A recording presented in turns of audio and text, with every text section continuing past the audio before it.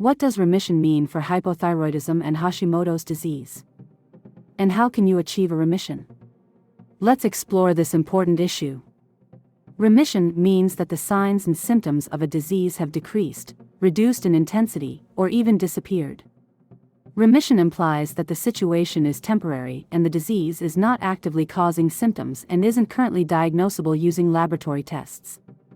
Remission does not mean that a disease is officially considered cured or won't recur again in the future. For hypothyroidism, remission includes relief from symptoms. In addition, the thyroid-stimulating hormone, or TSH, level will fall within the reference range, also known as the normal range. Free thyroxine, free T4, levels will be in the reference range. And free triiodothyronine, free T3, levels will fall in the reference range. For Hashimoto's disease to be considered in remission, in addition to relief from symptoms, the TSH, free T4 and free T3 levels will be in the reference range. And the thyroid peroxidase antibody, or TPO, levels also need to fall within the reference range. Is remission possible for Hashimoto's and hypothyroidism? There's good news. Remission is possible. The challenge is that remission takes time, requires trial and error approaches, and isn't always entirely achievable. But even if you don't achieve full remission by laboratory measurement, there's no question that it's a worthwhile goal. By addressing the root causes of your thyroid disease, you can improve your symptoms and quality of life. Let's look at some approaches that may help you achieve remission.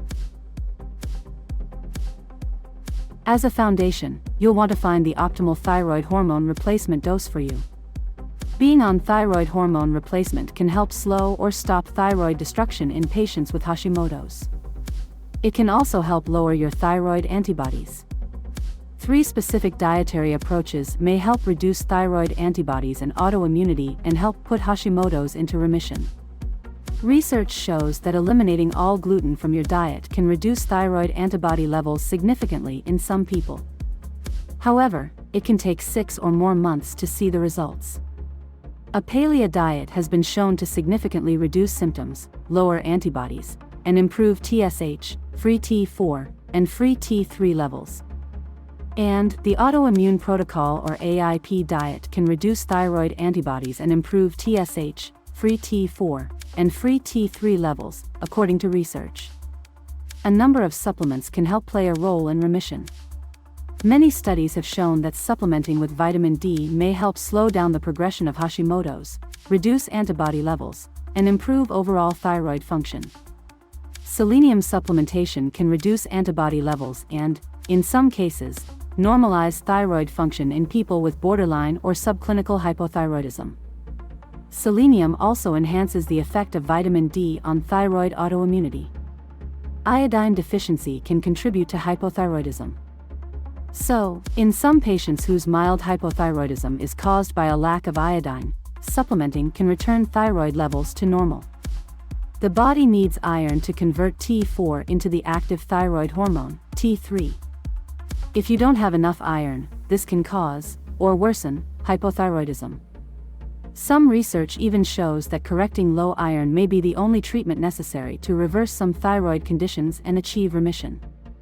The prescription medication low-dose naltrexone, abbreviated LDN, has been shown to reduce thyroid antibodies and symptoms in some patients. Make sure that you have a thyroid-savvy practitioner to work with you on a plan to achieve remission and symptom relief. And be sure to monitor improvements and keep track of your results by getting regular blood tests to evaluate your thyroid function. This video has been brought to you by Paloma Health, the nation's leading medical practice dedicated to hypothyroidism care. Learn more at www.palomahealth.com.